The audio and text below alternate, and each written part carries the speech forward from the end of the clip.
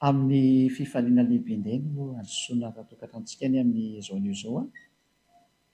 Ny ambasadeur-ny Yahosoa Elia no mandroso ato tokantranotsika, mitondra ny fampianarana anarana faharoa indray tsika ny amin'izao fotoana izao.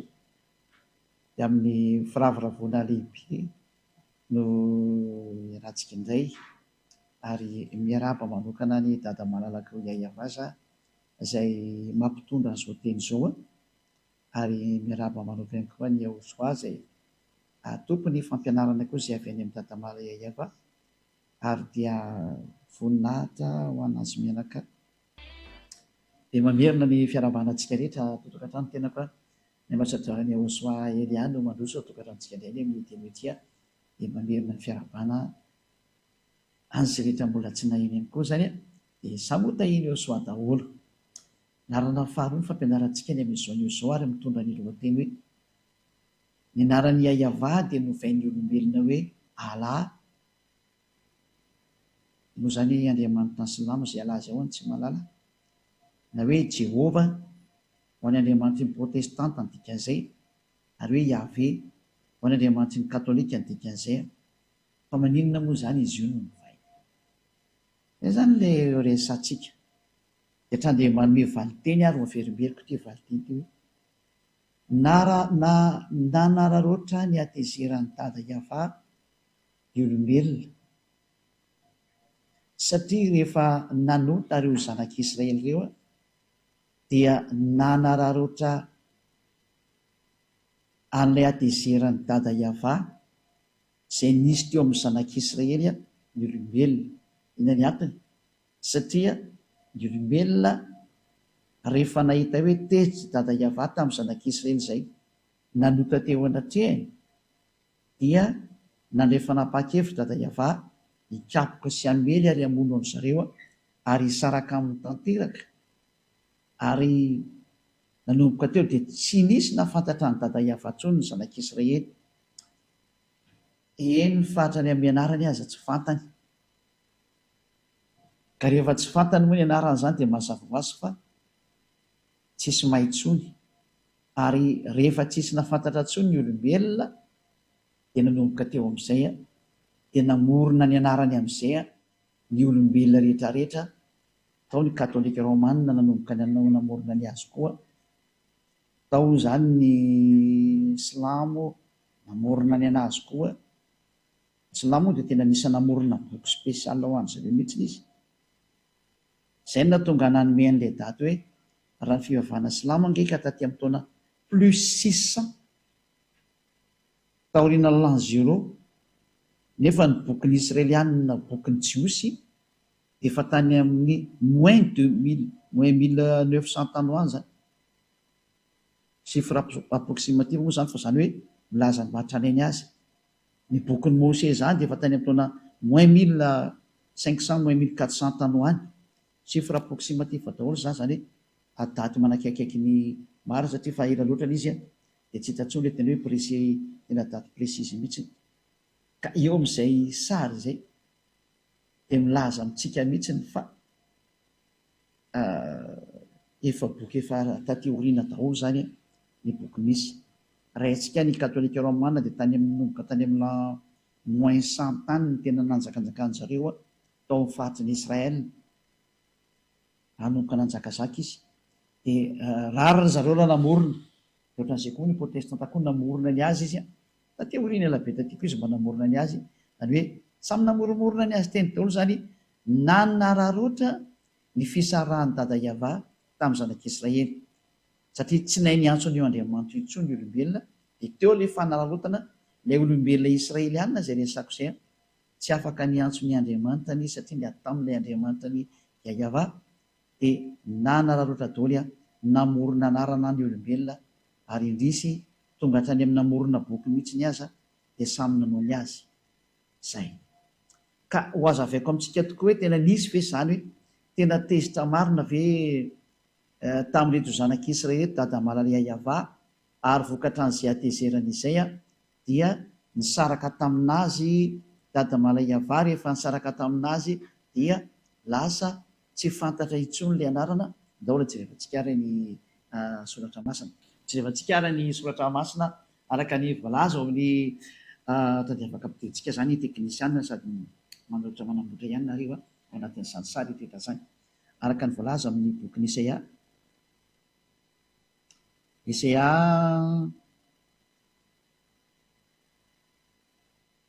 Isaia toko voalohany misy angeny tao jerevantsika voalohany Isaia toko voalohany mikasika ny amin'ny hoe ny atezerany dada Iava tamin'reto zanak'Israely eto zany. Raha mamety zany dia masoma raiketsaka kely zay ao mety tsara.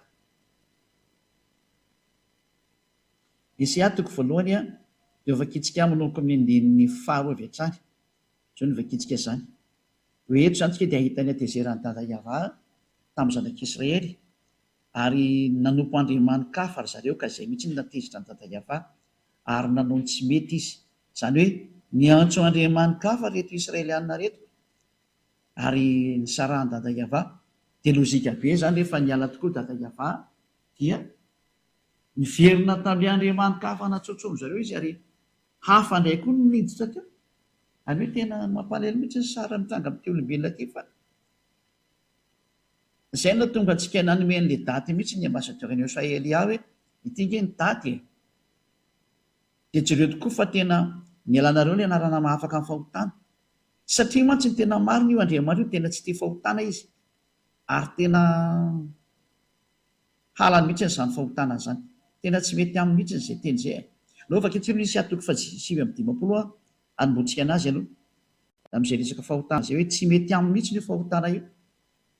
Karaha ianao zany mpanota, ny fivavahanao miteraka anao mpanota, ohatra mpanotanao rehefa tsy hay-havana iantsonao dia efa mpanota ianao.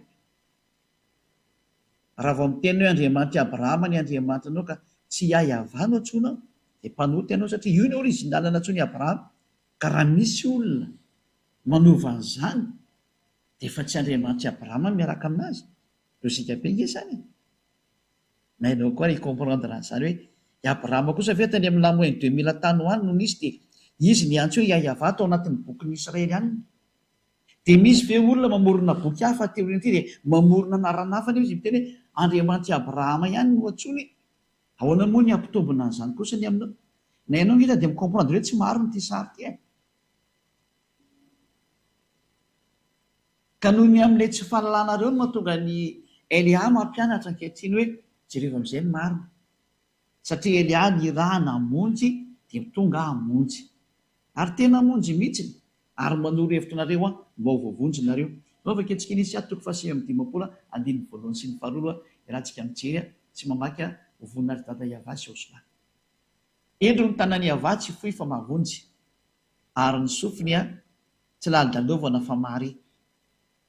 Fa nielokareo ny hevitra mampisaraka anareo amin'Andriamanitra reo ary ny fahotanareo no mampiafina ny tavany aminareo ka dia tsy mihaino izy. Io zany no mazava be ny tena Andriamanitra fa io Andriamanitra io dia tsy mihaino ny mpanota novianoviana ary tsy mety mifandray amin'ny mpanota ary tena halany mihitsy ary mandingana mpanota mihitsy ny ary moa izy io. Vaketsika jery teny Andriamanitra fa dia ho arahantsika araka an'izay mihitsy izy hoe araka ny bokin'ny mpaminany dao jerevantsika indray jery toko sy andiny hafa indray tsika tsy aloha hijery kely anankiray tsika aloha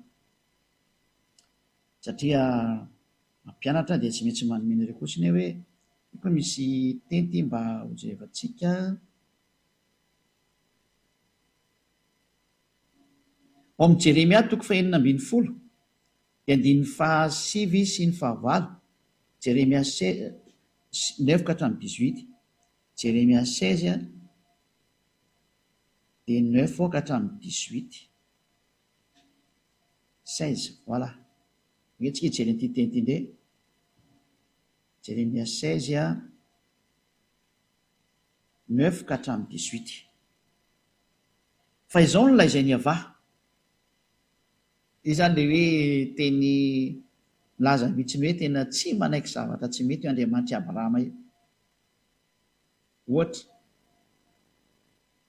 lehilahy iray manambady anankiroa na telo na efatra na dimy na folo na 20 na 30 efa fahotana zany amin'ny Andriamanitra Abrahama io satria ilay mpaminany faran'izay ny raha izay Israely anina satria hoe miaino ny tenin'ny mpaminany nareo dia ny mpaminany Israely anina farany dia lay antsoina hoe Yahosoa. Mbola ampianariko antsika mihitsy moa anaran'ny Yahosoa io koa. Fa io ny mpaminany farany, tsy Jesosy zany ny anaran'izy io na Jésus. Non. C'est un faux nom zany. Anarana diso zany, anarana grika zany. Tsy mpaminany israelianina zany Jesosy zany. Any amin'ny grika azy zany Andriamanitra ny grika zany. Fa ny mpaminany israelianina farany Yahosoa no anarany. Zay. Ary zay Yahosoa zay mihitsy no namoaka fanambarana mihitsy hoe aoka ny lehilahy anankiray hanambady vehivavy anankiray, ary aoka ny vehivavy anankiray hanambady lehilahy anankiray, fa zany ny didin'io Andriamanitra Yahova io. Zay. Raha namboarina ozy ny olombelona dia lahy sy vavy no namoronany azy, ary lehilahy iray manambady vehivavy iray, ka ahoana moa zany nareo lasa manambady be dia be. Zay ngetiny ny mpaminany farany hoe. Ary tsika tsy maintsy mihaino ny tenin'ny mpaminany israelianina. Tsy mahazo mihaino teny ankoatra ny mpaminany israelianina satria mpaminany israelianina no henoina. Hiditra amin'izay antsika rehefa avy eo fa naoratra elo hiditra amin'ity le Jérémia 16:3. Jérémia 16:9-18. Fa izao no lazainy avy tompony maro, Andriamanitry ny Israely. Indro atsahatra amin'ity tany ity eo masonareo sy amin'ny andronareo ny feo mifaly sy ny feo miravoravo, dia ny feon'ny mpampakatra sy ny feon'ny ampakarina. Mandeha mankany amin'ny israelianina zany le teny satria tezitra be dada Yahova. Dia tena ho atsahatra eto amin'ity tany ity izy eo masonareo ny feo mifaly sy ny feo miravoravo, dia ny feon'ny mpampakatra sy ny ampakarina. Ary raha ambaranao amin'ity firenena ity zany, dia zany teny rehetra zany ka ho izy aminao hoe nahoana moa Yahova no milaza zany loza mafy rehetra zany hamelezana anay? Fa inona moa no heloka anay? Ary inona moa ny fahotanay izay nanotainay tamin'ny Yahova Andriamanitray? Dia ity ny valiny lazao amin'ny hoe noho ny nafizany razanareo ahy, hoy Yahova, sy ny nanarahany andriamanikafa sy nanompoany azy sy ny ankofany teo anatreny, ary nafizany ahy ny tsy nitandremany lalako, ary ny tenanareo koa ary nanao ratsy mihoatra noho ny razanareo. Zany hoe sady manompo sampo manao tsy mety zany. Fa ianareo aza samy mandeha araka ny ditry ny fo ratsinareo avokoa ka tsy mihaino ahy. Ena ny tranga ao amin'ny 9:12 ary ny fiketsikeliana le tranga. Ka dia horoahako hiala amin'ity tany ity ianareo, ho any amin'ny tany izay tsy fantatrareo na ny razanareo. Any no anomponareo andriamanikafa andro aman'alina, sady tsy hamindra fo aminareo mihitsy aho. Zay ny zavatra nabata. Vokatry ilay izy nanompo andriamanikafa dia nivadika tamin'Andriamanitra, dia tezitra io Andriamanitra io. Noho izany, raha vao Yahova no anarany, dia io Yahova io tsy tia Andriamanitra fa fangaro aminy, ka hovanao ny anarany. Rehefa hitantsika zany fa Yahova no anarany, dia tsy azo atao intsony ny miantso hoe Allah, satria izay ny Andriamanitra Abrahama. Tsy azo atao intsony ny miantso hoe Jehova, tsy azo atao intsony ny miantso hoe Yahvé. Ny katolika romanina sy ny protestanta nefa nanala an'izay anarana izay, ary ny aiky izy fa diso ny anazy. Dia samy misy zany tonga saina izay mbola tsy mety ho tonga saina, fa mazava be ny ilay teny. Izay na tonga antsika nianatra n'ilay lesona tamin'ny voalohany hoe iza ny anaran'ny Andriamanitra Abrahama. Ka raha vao diso io anaran'Andriamanitra Abrahama io no vainao zavatra hafa, efa mpanota ianao. Raha vao niantso hafa ianao zany dia efa klasy mpanota ianao. Tsy azo lavina zany fa teny marina nge zany. Rehefa tsy minao dia andany eno tsara efa ampianarana larana voalohany fa ho fampitohy moa tsy ny voalohany sy ny faharoa. Izay no mahatonga ny Elia manoro hoe teto no natonga anareo nanovana io anaran'io, zany hoe nisy nanararoatra ilay zava-nisy tao Israely. Nararoatiny sasany ilay zava-doza nitranga tao Israely ny amin'ny adezerany dada Yahova tamin'ny israelianina, nisy nanararoatra ary dia novainy amin'izay zany anarana zany. Ka tonga eto ny zanaky ny tompon'ilay anarana, zanak'ilay Yahova, ilay misy miteny hoe nga misy Andriamanitra miteraka izany. Ka izay ilay tenin'ilay Andriamanitra Abrahama rehefa nandefa an'ilay mpaminany farany izy. Ka ny mahatonga ilay olona misy tsy mino an'izany mantsy, kefa diso hatrany amin'ny voalohany nareo. Ny hainao ilay Andriamanitra tsy izy nareo dia lasa Andriamanitra tsy izy nampianatrinareo zavatra tsy marina, dia tsy nenonareo intsony ilay teny Andriamanitra Abrahama tary amin'ny bokin'ny Israelianina.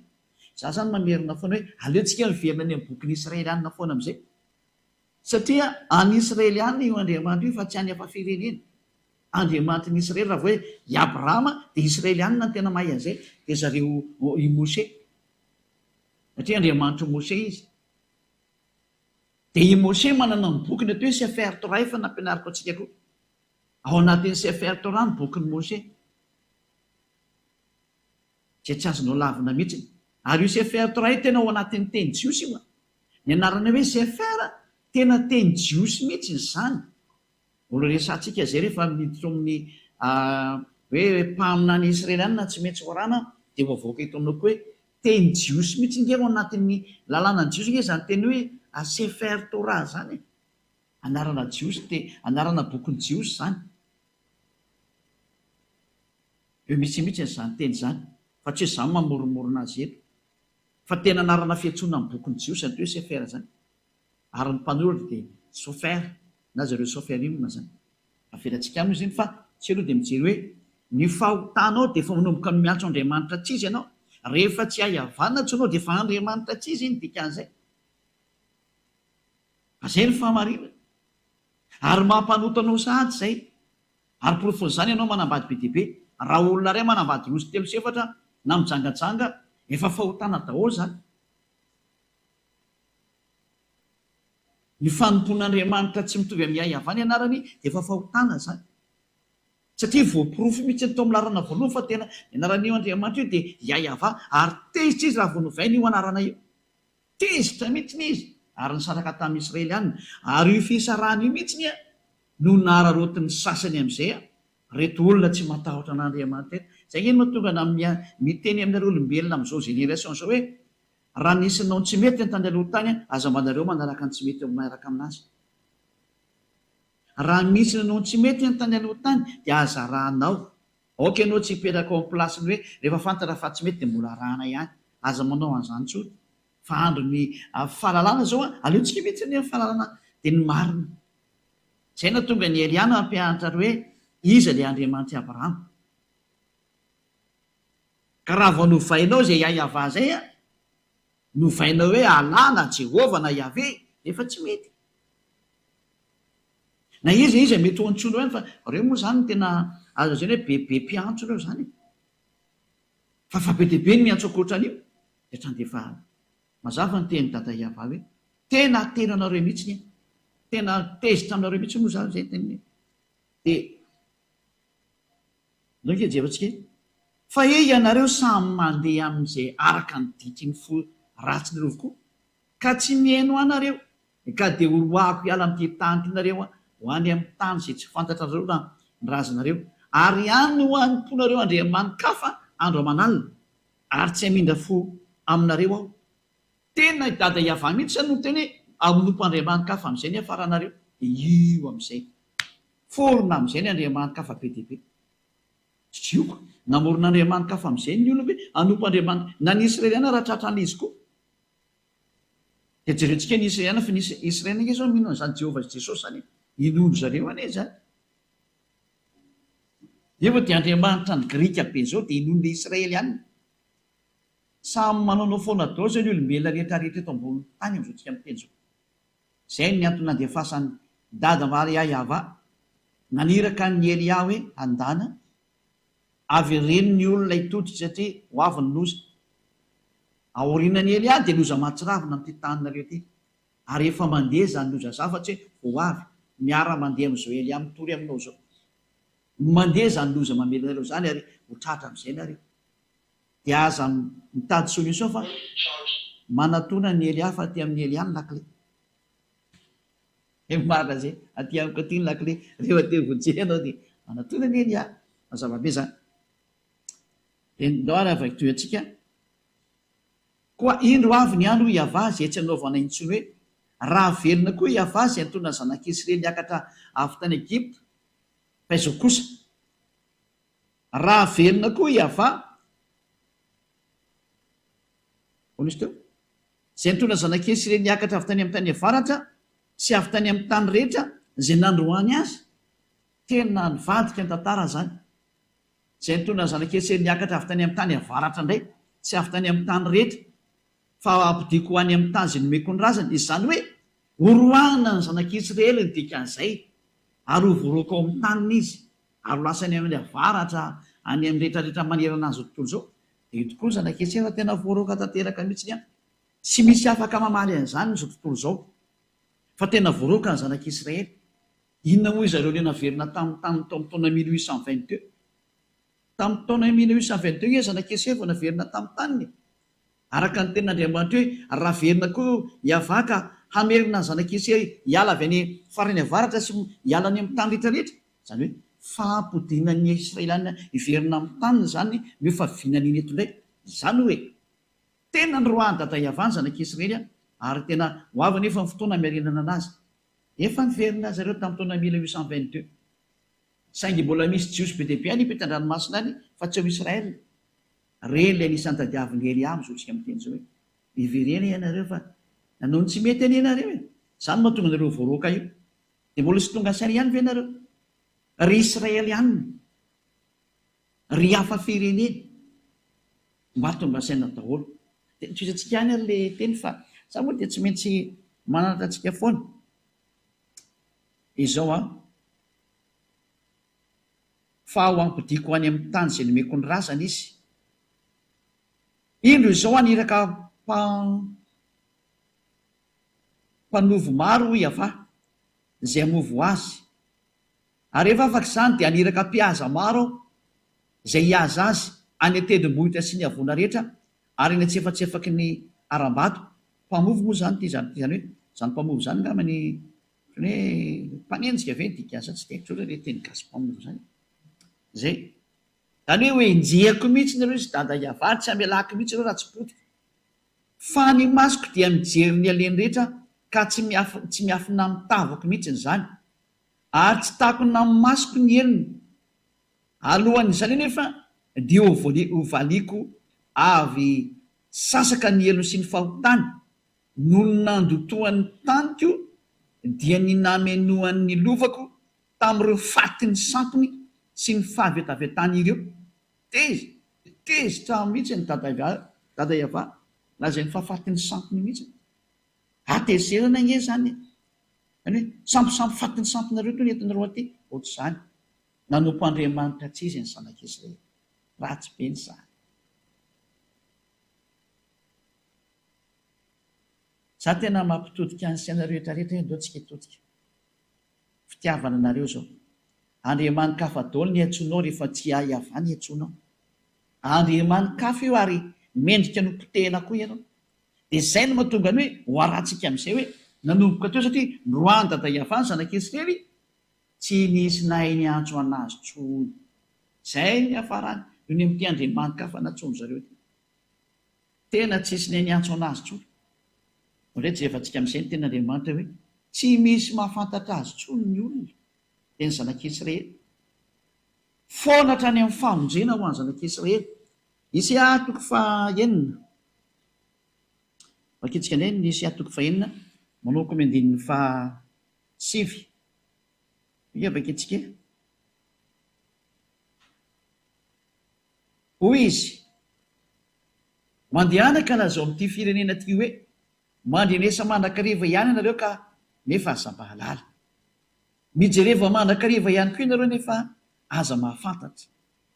Ataovy adala ny fon'ity firenena ity ary ataovy lali-dalovana ny sofiny ary ataovy mikimpy ny masony.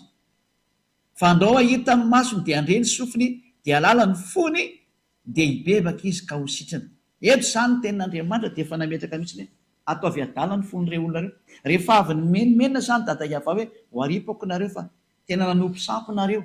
Niantso Andriamanitra tsy izy nareo. Nanao ny adalana faratampo nareo. Dia namoa izany raha tsy efa manao foana daholo koa nareo.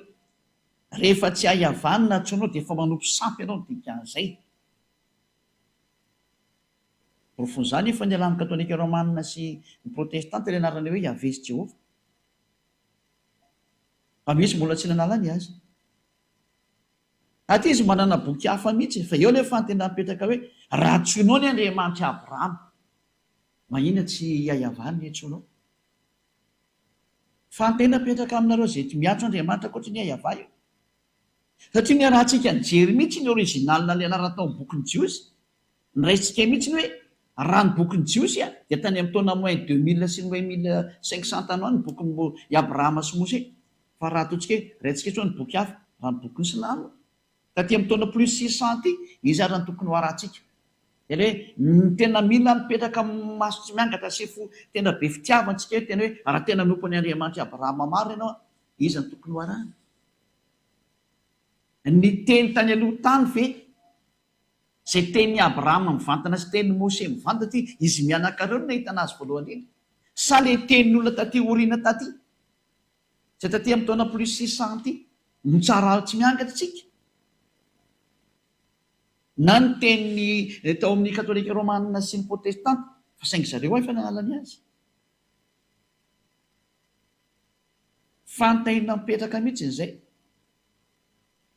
fa zay hoe tonga Elia hamonjy sy hanavitra, mbola tsy ndiko mafy aminao mihitsy izany teny izany hoe hamonjy sy hanavitra zany Elia zany, solo tenan'ilay Andriamanitra Abrahama Yahva ny raha namonjy ny olombelona, ampafantatsa ny olombelona hoe tena ny adalana nataonao e, mbola anao adalana ihany ve ianao dia ho fay ohatra ny Israely ihany, fa tena ny faiziny hoe Yahva io tsy ny Israely ihany, ianao ve mitady famaizana ohatra nazo anazy. Fa ny tena petrako aminareo rehetra zay mandray azy manerana an'izao tontolo izao. Elia mametraka fantena aminareo olombelona eto ambonin'ny tany dia eto amin'ity planeta terre nareo ty ianareo olombelona mbola sahanareo ve nimbazimba an'io Andriamanitra Abrahama, fa fanazimbazimba anazy ny fanovana ny anarany. Raha Yahva ny entso ny Abrahama anazy azo ovaina tsoa izy fa manimbazimba ianao ro vovanao zany.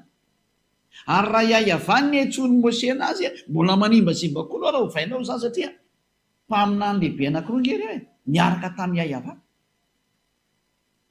Ka ahoana moa anao ny anazimbazimba ny anarany io ovainao zavatra hafa ny izy dia amoronanao zavatra hafa mihitsy ny izy, tsy matahotra ve ianao? Aza miantso any Andriamanitra Abrahama anao rehefa zavatra hafa ny antsonao fa tsy mety tena tsy mety ary milaza aminao fa tena tsy mety fa ifandona amina amin'izay ianao dia ianareo. Fa Andriamanitra Abrahama zany tsy azo sangina mihitsy zany, Andriamanitra zany ary tena izy zany, ka mamerina ny sainareo olombelona mihitsy ny hitodika any amin'ilay tena hoe mba jerevo amin'izay ny marina. Fa ny zanak'Israely izay niaraka taminy rehefa nandika ny teny sy naniotra anazy ary niantso Andriamanitra kafa hatrany dia tena nataony fay mihitsy. Hitantsika tsara fa tena voaroka anie zareo ary tena fay anie zareo lasa ny paritaka manderan-tany ange zareo ary tena fay izy. Hitantsika tsara zao nanaovan'ny Hitler anazy tamin'ny taona ady lehibe nisy tany aloha tany ireo tamin'ny ady lehibe faharoa nga mitsaikina voalohany faharoa tamin'ny jios Hitler anazy iny tamin'ny ady lehibe faharoa. Zava-doza mihitsy anie. Anjarantsika ny mieritreritra amin'izany sary rehetrarehetra zany hoe tsy mamela masana io Andriamanitra Abrahama io rehefa tena tezitra ary tena tezitra izy zao, satria ahoana moa ny anarany kosa raha natsoina hoe Yahva tany aloha tany. Ary zareo ary rehefa mira dia manao hoe Alleluia, dia zany ihany anarany Yahva ny dikan'izay. Ahoana moa lasa miovana izy tokoa hoe lasa hoe Allah, lasa hoe Jehova, lasa hoe Yahvé, ahoana moa natao an'izany kosa izy, tena tsy mety kosa ny zany. Ary profozany tsy misy afaka fahotana ny olona, nefa ny eo Andriamanitra io tsy tia fahotana mihitsy io. Io ny vakitsika tao amin'ilay Esaia 5:50 andiny voalohany sy ny faharoa hoe ny tanany Yahva dia tsy feo fa mavonjy ary ny sofiny tsy ladalovina fahamarita.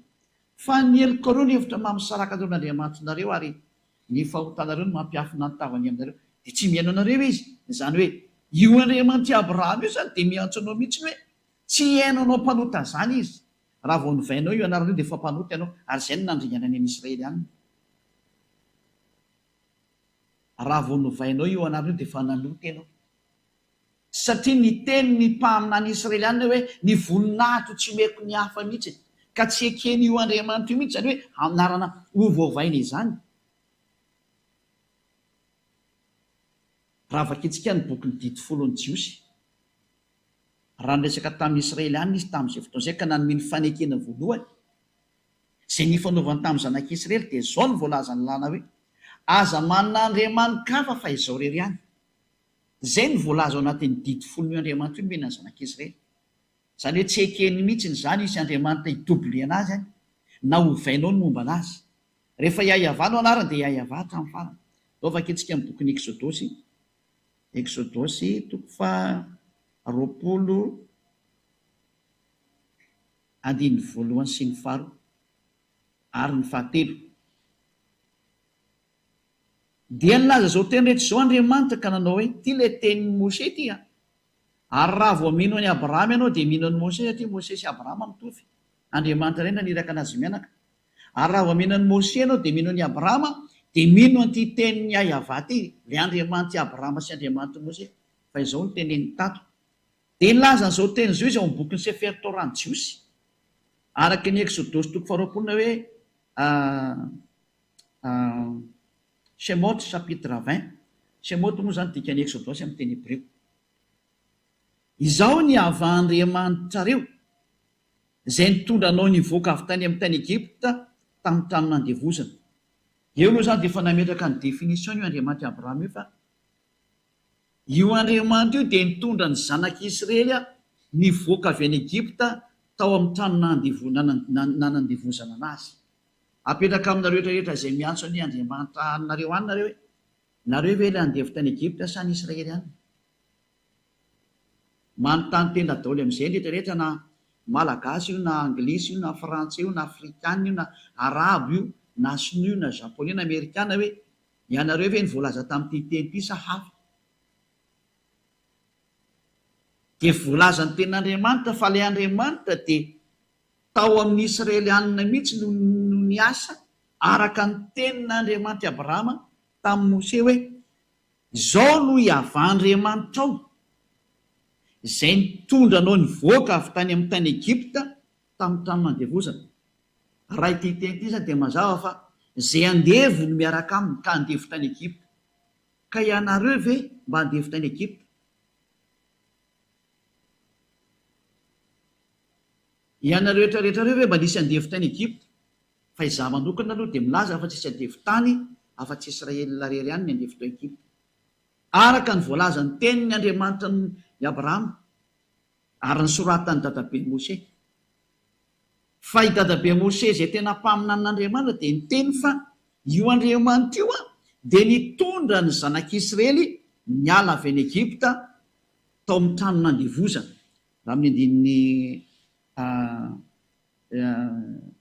andininy 7:20 mantsy ny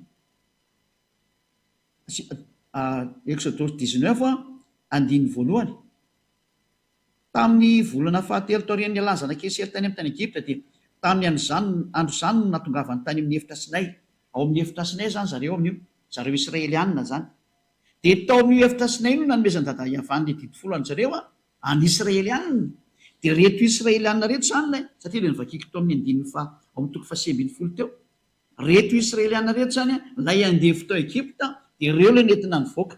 Io izy ny dada Yahva hoe izaho no Yahva Andriamanitra ao ilay nitondra anao avy any amin'ny tany Egypta nivoaka avy ao amin'io trano nandevozana io.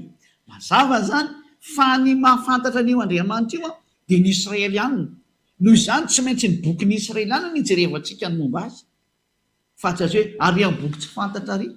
Ka misy teny hoe izy io mba mahafantatra an'io Andriamanitra io fa nisy ny teny tamina, resaka tamina, nisy ny seho tamina. Aza miditra amin'izany fa ny teny marin'ny Abrahama kosa dia misy mazava hoe izao ilay Andriamanitra Abrahama ilay nitondra anao nivoaka avy tany amin'ny tany Egypta. Niantsona zany Andriamanitra Abrahama zany Yahva niantsona taminy ao amin'ny bokin'ny Jiosy. Dia izay no tonga amin'ny teny hoe io anaran'ny Yahva io dia misy an'izao teny izao ao amin'ny andininy 7. Aza manana andriamanitra fa izao Yahva ihany. Zarery zany no Andriamanitra ao Yahva no anarako dia aza asiana andriamanitra hafa intsony akoatrana mazava-be izay. Eto zany Elia dia miteny amintsika mihitsy hoe aza miantso andriamanitra hafa intsony ianao fa ny anarako efa hainao Yahva no anarako. Ka aza miantso hafa intsony ianao. Nanina nefa nareo niantso hafa? Dia misy mantaiza moa ilay antsonareo? Dia samy mandinika e. Aza efa nanome santionina ny teo. Misy hoa miantso hoe ala, tsy izay ny anaran'ny Andriamanitra araka ny voalazan'ny soratra masina any Jiosy.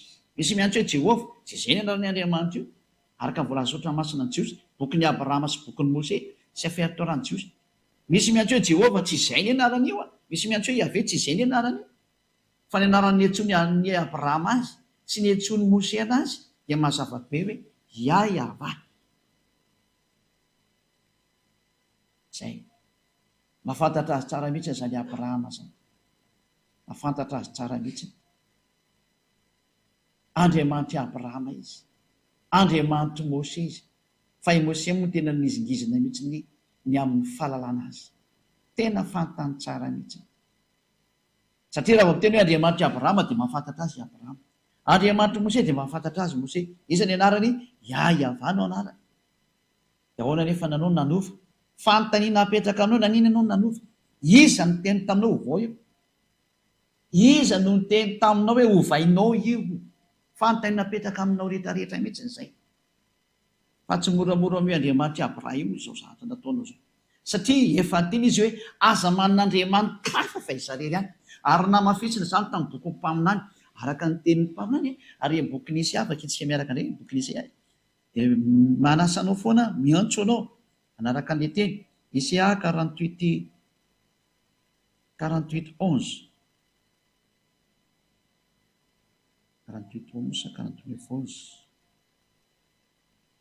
48:11 izao ny voalaza: no ny tenako, eny no ny tenako ihany no naovako an'izany, indrisy lotoina ny anarako, fa ny voninahitro kosa tsy omeko ny hafa. Tena lotoina mihitsy ny naran'ny dada Yahveh, lasa novainareo.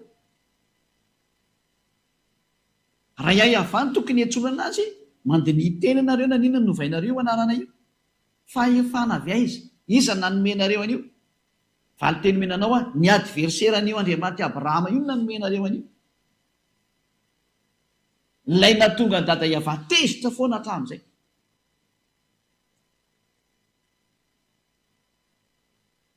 Ary vokatry ny atezerana dada Yahveh amin'izay a, teo amin'izay nareo nanararoatra. Rehefa tezy dada Yahveh dia nisitaka tamin'ny zanak'Esau, tsy nety niaraka tamin'ny intsony a. Teo amin'izay nareo a ny olombelona tena nampalahelo mihitsy ilay zavatra niseho. Nalain'izareo amin'izay dia namorona anaran'Andriamanitra amin'izay izy. Teo daholo ny nivoahan'ny anarana be dia be natsoinareo olombelona. Oka daholo ny karazan'Andriamanitra be dia be. Indrisy mampalahelo. Izany hoe nararotin'ny sasany ilay fisitany Yahveh malala tamin'ny zanak'Israely, Yahveh ilay Andriamanitra Abrahama, ilay Andriamanitra Mose. Rehefa niala tamin'ny zanak'Israely izy fa tezitra, dia nararotina amin'izay ilay fialana. Satria tsy nahafantatra azy intsony ny zanak'Israely, dia nararotina koa ilay tsy fahalalana, dia novaina amin'izay ilay hoe Allah, Jehovah, Yahvé sy ny maro samihafa izay tsy voatanisy. Misy mamorona be dia be any. Fa reo moa no tena malaza reo, dia izay natonga ny hoe ity ny santionany ity. Fefa be dia be izany ankehitriny. Mampalahelo, mendrika ny potehany izao tontolo izao. Ary tena rary ny raha ho potehana amin'izay nareo. Rary.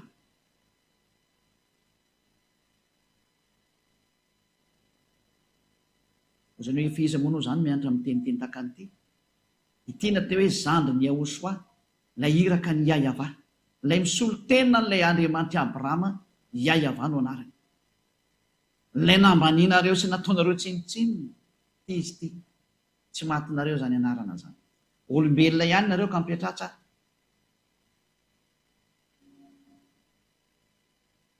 Fa ny tompon'ny aina no miresaka aminareo. Ary ny tompon'ny fanahy. Tsy moramora zao nataonareo zao. Naninona nataonareo an'izao ny Andriamanitra maro? Manao revitra eny aho hoe rehefa tsy teo rigana, raha tsy teo aripaka, verena amin'ny Yahveh nareo. Fa tsy misy manam-pahefana amin'ny teny-tany teo fa tsy Yahveh rery ihany. Izy ny Andriamanitra Abrahama, Andriamanitra Mose. Manolo anao hitodika anao riverina. Mba tonga saina. Isaiah toko fa ino moa zany? 4:20 no vaketsika. Isaiah 64 hoe nanomboka tsy misy niantso narany dada iavantsony ny olona satria tsy afaka miantso narantsony satria tsisy famonjeny intsony ny zanak'Israely. Tsy misy afaka miantso ny anarany. Isaia 64:6 tsy misy miantso ny anaranao na mifohy fikitra aminao fa efa nanafina ny tavanao taminay ianao ka nandevona anay noho ny amelokay. Tsy afaka miantso tsony ny anarany dada Iavany olombelona dia ny Israelianina. Tsy misy miantso ny anaranao tsony na mba hifohy maraina ka hifikitra aminao. Ina ny antony? Nafeny dada Iavany tavany ka tsisy afaka miantso azy, tsisy afaka miresaka aminy. Zay ny zava-misy zay. Nampalelo ilay tantara. Tena nampalelo mihitsy. Ohatsika jery tenin'Andriamanitra fa vokatry ny atezeran'ny dada Iavaza dia mbola nitoy ihany ny teny hoe tsy nahafantatra azy tsony hatrany amin'ny zanak'Israely. Zany hoe vakitsika ny tenin'Andriamanitra ao amin'ny bokin'ny Jeremia 4:2. Jeremia 4:22. Dia miara-mijery izantsika zay. Jeremia 4:2. Angeo vakitsika ny teny.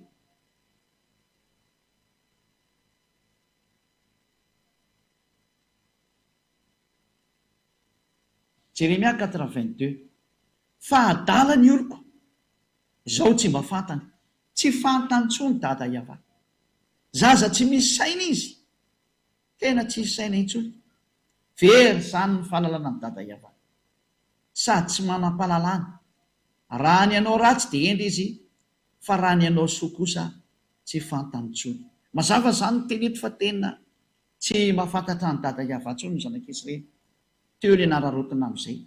Ary ny zava-doza azy, raha sendra misy miantso ny aran'ny dada Iavany dia nitenenina hoe aza miantso an'izany tsony fa so maty eto ny hafarany. Maty mihitsy ny hafarany. Raha vakitsika ny bokin'ny Amosa 4:9 angamba nisy endreo vakitsika zay. Amosa 4:9 vakitsika kely amin'arany ao soa. Amosa izay misy an'izany Amosa zany. 4:9 dia manomboka amin'ny 5. Hoe teto no nahatonga ny olona nanararoatra nanovany eo amin'izay dia ny olona tsy matahotra ny eo Andriamanitra Abrahamy mihitsy. Amosa 4:9 ka hatrany amin'ny 10. Ary raha misy folona sisa ho an-trano iray dia samy ho faty ireo. Io zany le ozina hoe ho ataoko maty mihitsy nareo androany, hoe enjehako mihitsy ireo sy dada Iavany, vonoko nareo. Ary ny havan'izay matina izay mandevona azy dia ambetany faty ka dia tondra azy hiala ao an-trano. Hoe avoaka zany dia faty zany satria maty ireo. Dia hiteny amin'izay ao anaty trano hoe mbola misy ihany va ato aminao, zany hoe mbola misy olona maty ihany ve eo. Dia hoy izy hoe tapitra, dia ho valiana hoe manginona re fa tsy tokony ho tonoina ny anaran'ny Iavany. Hoe aza tonoina ny anaran'ny Iavany fa raha vao tonoina io dia maty eo indray tsika.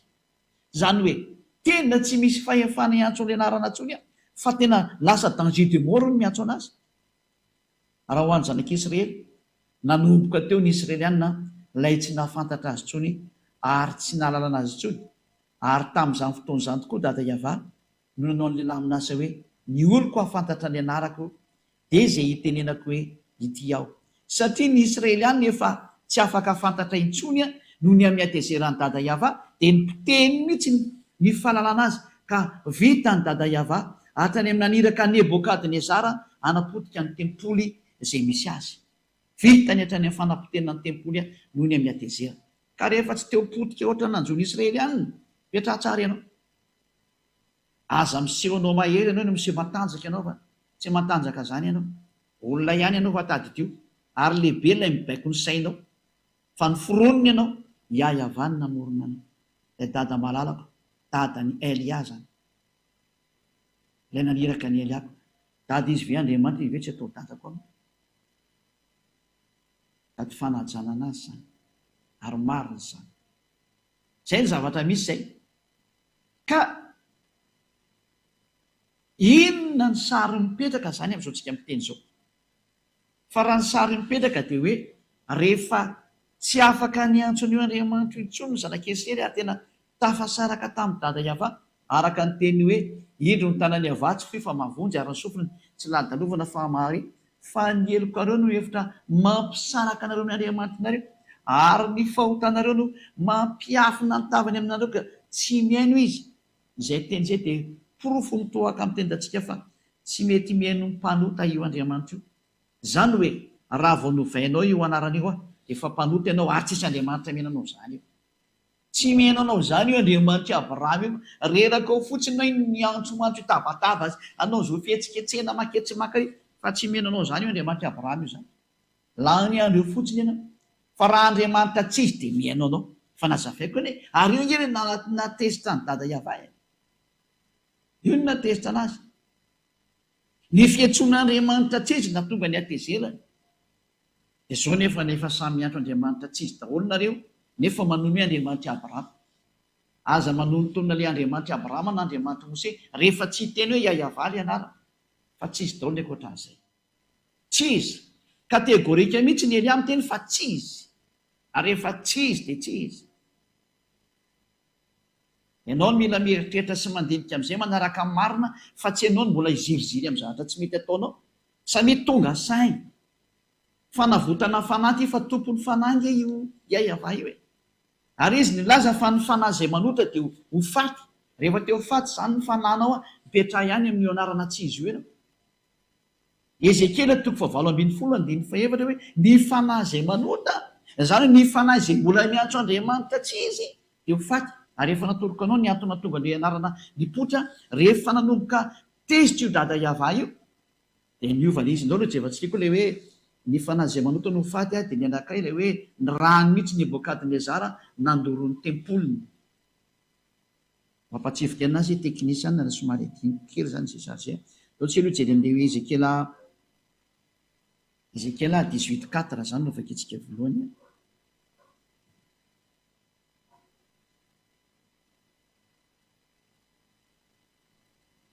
Ezekiela 18:4 indro ahy ny fanahy rehetra, toy ny fanahy ny ray dia toy izany koa ny fanahy ny zanany, samy ahy daholo ireny.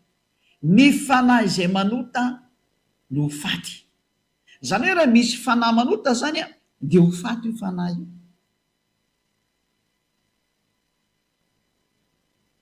Ka fahotana ny natezitra n'Andriamanitra tamin'ny zanak'Israely, ny fahotan'ireo zanak'Israely nanompo Andriamanitra tsy izy, niantso Andriamanitra hafa. Tany dia fatezerana, potika, fampitehana. Rehefa tsy teo potika ianao fa andro farany zao, velamy Andriamanitra tsy izy. Iverenina amin'ilay Andriamanitra Abrahama antsoiny anarana hoe Iava. Iverena amin'ny Andriamanitra ny Mose ilay antsoiny anarana hoe Iava. Fa ray ihany ny Andriamanitra izy mianakary. Tena fitiavana izany teneniko izany. Fitiavana ny te-hamonjy anao satria manino? Efa mandeha any ny loza-melanareo olombelona. Efa misy eo ambony lohanareo, efa misy eo ambanin'ny taninareo, efa misy eo akaikin'ny tongotronareo. Efa mandeha ny daholo ny loza. Teny amin'ny rivotra efa misy. Feno loza amin'ity taninareo ity amin'izao tenenako izao. Ny fikapoana eny aminao iny sisa ny andrasanao. Rehefa tsy hitodika ianao dia hamely ireo. Dia mbola misy ny fotoana maizany fiainana. Fa fitiavana izany ataon'ny Elia zany. Tena fitiavana izany. Mbola misintona anao foana hoe mba miverena fa ampy izay. Nanome porofo za. Nomeko mihitsy hoe ity daholo ny faotin'ilay izy. Tatony na voanareo. Mbola jerevantsika daholo izany rehetrarehetra izany hoe menoa ny tenin'ny mpaminany Israely ihany. Zao hoe jerevantsika hoe tena nipotehiny dada Iava amin'izay hatrany amin'ilay tempoliny. Raha vakitsika ny bokin'ny Jeremia filo izy 52 amin'izy. Jeremia 52:11 angambany izy hoe potehiny dada Iava mihitsy ny tempoly tao Jerosalema. Hoe Jeremia 52 amin'izy izy zao. Teo amin'ny andininy hoe vakitsika manomboka amin'ny andininy fafily. 52:7 ka hatrany amin'ny Jefia France 7, 8, 9, 10, 11 eo angambany izay. 10.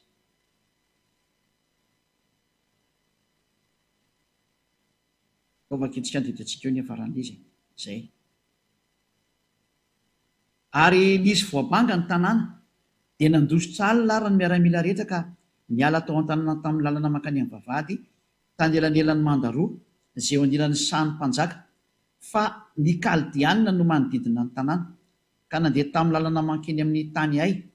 Ary ny miaramila ny kaldianina nenjika ny mpanjaka ka natratra ny Zedeka teny amin'ny tany ay, ary Jeriko dia niparika nandao azy ny miaramila ny rehetra.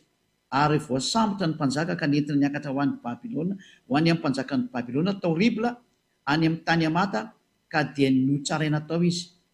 Ary ny mpanjakan'ny Babilôna namono ny zanakalany Zedeka teo masondrainy, ary ny mpanapaka anjodrina koa dia nivonoany tao Ribla. Ary nompitsiry ny mason'ny Zedeka dia nafatotry ny mpanjaka tamin'ny gadra varana izy sy ny maro samihafa. Io zany hoe nivonoany zareo esa moa le hoe amin'ny 720 roa-mbin'ny folo notoizatsika. Ary tamin'ny andro 10 tamin'ny volana 15 tamin'ny taona 720 nanjakan'ny Nebokadnezara mpanjakan'ny Babilôna, dia tonga tany Jerosalema Nebosaradana lehibe ny mpiambina mpanompon'ny mpanjakan'ny Babilôna 720 ka nandoro ny tranony ava sy ny tranony mpanjaka mba amin'ny trano rehetra tany Jerosalema, dia ny trano lehibe rehetra dia nodorany tamin'ny hafa avokoa zay, satria dada Iava mihitsy naniraka anazy hoe ndana dory. Rehefa tehitra zany hoe dada Iava io dia tonga amin'izany sary zany, ary miomana ny dikan'izay. Io ny profo fa nitapahany mihitsy ny fifandraisana tamin'ny zanak'Israely, naseny doriny Nebokadnezara mpanjaka mihitsy izy. Zay le nikatra amin'ny Jeremia 5:20 no ke fijerivantsika izy teny zay. Jeremia 5:20 hoendry Nebokadnezara mpanompo, manoko amin'ny andininy 9. Koa izao no lazainy Iava tompony maro noho ny tsy henonareo ny teniko ry Israelianina, satria Israeliana io resany io, dia indro ampanalaiko ny firenena rehetra any avaratra sy Nebokadnezara mpanjakan'ny Babilôna mpanompoko. Lazainy fa mpanompony mihitsy nefa zata sady olona mpanompo sampy io no tena biby be mihitsy. Hoy Iava, ary hoentiko amely an'ity tany ity izy sy ny mponeto mba amin'reto firenena manodidina rehetrareto, ka aringako tokoa ireo ka ataoko figagana sy zavatra mampisitrisitra sady rava mandrakizay. Ary dia tsahatra eo ny feo mifaly sy ny feo miravoravo sy ny maro samihafa zany. Eo zany hoe nasainy dada Iava nobataina avy any mihitsy Nebokadnezara hoe asio io, dia poteo reo Israelianina reo, dia poteny Israelianina tokoa, ary poteonareo Babilônianina io Israelianina io. Dia tonga tokoa izy moa i Nebokadnezara mpanjaka dia nanapotika ny tanàna ny Israelianina, dia nidoro rehetra any amin'ny tranony Iava mihitsy ny nidorany. Navelan'ny dada Iava nidorana amin'izay hoe dory io fa tsy araka amin'ireo intsony zay. Zany rehefa teritra io dada Iava io. Ianao ve tsy tonga saina amin'izany hoe ianao efa fantatra na fa Iava ary ianao efa mpanota, mpanao ratsy. Ny ataon'ny Elia tsy misy olona manao ratsy intsony miaraka amin'ny Elia zany, fa olona parfait. Ary efa manarivony zany olona parfait zany zay miaraka amin'ny Elia, amanarivony. Ary efa be dia be nefa maniry teo tonga amin'izany. Zany ny etsokonao hoe ianao ve mbola te hiady amin'ny Andriamanitra Abrahama ihany, mbola te hiantsy ady aminy nefa voapolofo aminao fa tsy izy anie io ohatsonao io. Andriamanitra tsy izy anie io ohatsonao io, mbola tsy tonga saina ihany ve ianao? Anjaranao ny mieritreritra, fais ton choix. Na ianao hiady amin'ny Andriamanitra Abrahama io dia tsy izy ihany no ataonao ary, na ianao tonga saina dia hiverina, dia verena miaraka amin'ny Elia. Andao hiaraka amin'ny Elia amin'izay ianao. Elia le nendrasan'ny Israely, fa zany Elia zany mpanala olona amin'ny fahotana, mitondra olona ho tsy mpanota intsony, ary mitondra olona ho lasa parfait tahaka ny Elia parfait. Antsony ianao hitodika hoe ferinany amin'ny dada Maria Iava, Andriamanitra Abrahama, Andriamanitra Mose. Reo zany le teny nomeko anao reo hoe tanteraka ny teny fa rehefa tezy dada Iava tena nypoteny ny fiarahana aminy ary teo nararotina amin'izay satria efa tsy misy tsony ny tempoly dia tsy afaka miantso an'le anarana tsony lozika be zany ko tao amin'ny tempoly ny etsona an'io anaran'io dia lozikany tsy fahalalana anazy lozikany tsy fahalalana anazy dia novainy olona amin'izay le izy satria io tantara io tany amin'ny taona moins 500 tany hoany io tantarany natongavany Nebokadnezara io tao moins 590 teo dia nanomboka ny déportation ny zanak'Israely zany hoe natao sesitany esclave dia nitoy nandeha tao amin'ny zareo médiane persiane niditra ilay koa reny niditra ny grika niditra ny romanina ary taty aorindrinany romanina niditra ny arabo ary teo na tonga ny famoronana n'le anarana ihany koa satria hoe rava le anarana dia namorona koa ny arabo namorona ny anarany hoe ala izy tahaka ny katolika romanina namorona hoe Yahvé tahaka ny protestanta namorona hoe Jehova samy ara namorona ary niforona dao naran'Andriamanitra be dia be rehetra zay efa tsy haitsika tsony misy ny amin'ity tany ity samy nanao daholo ny rehetra rehetra zay natonga nanana profeta ity le marina miverena amin'ny marina daholo miverena ao amin'ilay marina daholo fa ampy zay tsy marina nataonareo zay ary lazaiko areo fa tena fitiavana zao fitiavana ny hamonjy olona hanavitra olona amerina anareo any amin'ilay tena nahary tongotra aman-tananareo fa ny mpanota zay voalaza fa mpanotany dia tena ho faty ho any amin'ny elongena ho any amin'ny l'enfer l'étang du feu ho any amin'ny afo mirehetra mandrakizay ianao fa mbola io Andriamanitra Abrahama io no niteny azay hoe ho alefako any ny mpanota izy mihitsy no niteny azay tamin'ny alalan'ilay mpamina ny farany hoe Yahoshua no anarany jerevantsika io histoiran'ny mpamina ny farany io ary aza miteny ary izy moa ianao io ho fantatreo ihany ny tantarako faro fotsiny teniko fa mamonjy ianao zao tiako atongavany zao soa ho anao zao izany tsy maniry ho afaka ny fahotana atreo zay niaraka taminao na afaka anao tamin'ny fahotana ove tsy mbola mangalatry ihany ianao ove tsy mbola miteny ratsy ihany ianao miaraka amin'izay nitomponao hatramin'izay ove tsy mbola mijangajanga ihany ianao jangajanga ngenao io manambady be dehibe io jangajanga ngenao c'est de l'adultère fijangajangana zany raha nanamboatra ny olombelona Andriamanitra dia lasy vavy nanamboarana anazy ary ny tantaran'ny Abrahama dia milaza mihitsy fa hiady masaiva ny razamben'ny olombelona vady izy ireo ray ny vadin'ny Adama dia Eva ary ray ny vadin'ny Eva dia Adama ko mahina tsy miverina amin'io nareo raha tena Andriamanitra Abrahama no Andriamanitra nareo lasy vavy namorony anazy dia lehilahy ray manambady vehivavy ray ary zay no original zay fa niditra ny fonareo no mahatonga anareo manambady be dehibe io olona maditra zany mpijangajanga zany mpangalatra mpijangajanga ny mpanao ratsy mpijangajanga rehefa novaina le anarana dia efa mpanota zany ary ny mpanota ho vonon'Andriamanitra i Abrahama io Andriamanitra i Abrahama io mihitsy ny amono anao tena miteny anareo mihitsy ny efa fitiavana ho azo tsy misangy io Andriamanitra i Abrahama io izy no Andriamanitra verina amin'ny daholo zay rehetra miantso anazy iayavano anarana ary tsy manota intsony zay miantso an'io Andriamanitra io tahaka ny Elia tsy zay rehetra efa niaraka tamin'ny Elia satria zay miaraka amin'ny Elia zay nantonga anarany hoe Elia iayavano ny mpaniraka azy dikany El dia Andriamanitra solo tena ny Andriamanitra mandehandeha ny atao hoe Elia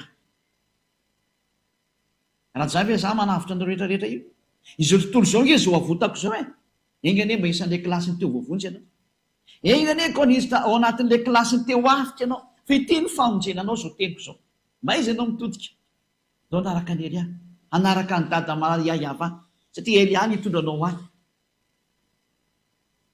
ho afika ianao rehefa manaiky an'izao famonjena zao jereo no rehefa miaraka amin'ny Elia fa manarivo neny njaranao mba miditra koa mba vonjeko koa ny fananao fa ny fanampanota ny atao hoe mpanota dia ny olana novan'io anaran'Andriamanitra io dia efa mpanota ianao fa mpanota ianao zay ny mpijangajanga mpanota ianao zay manambady be dehibe mpanota ianao zay mpiteny ratsy mpanota ianao zay mpisoloky mpanota ianao zay mpamono olona ianao mpanota ianao zay mamosavy olona ianao manota ianao zay manao zay animba olona ianao, mpanoty ianao zay. Andriamanitra mampanoty miaraka amin'io fa mahatonga saina. Fa ny Andriamanitra Abrahama kosa ny tsy tia fahotana, ary mahakala amin'ny mpanota mihitsy izy vao nivakitsika teo. Zay ny fiafarany teliko mazava tsara aminao, porofoko aminao fa fitiavana zany. Ny Andriamanitra Abrahama zany tsy fisangy zany. Aza misangy an'izany ianao sy anao sahirana. Olombelona ianao ka mipetra tsara, fa tsy fisangy zany Andriamanitra Abrahama zany. Izy tena be fitiavana fa tsy azo rarotina. Ny fampianarana antsika manaraka indray hoe ahoana mihitsy ny tenin'ny Mose indray mikasika ny amin'ny mpaminany. Mpaminany iza ny tokony ho arahana sy fihainoana teny. Izay no jerevantsika indray amin'ny manaraka zay.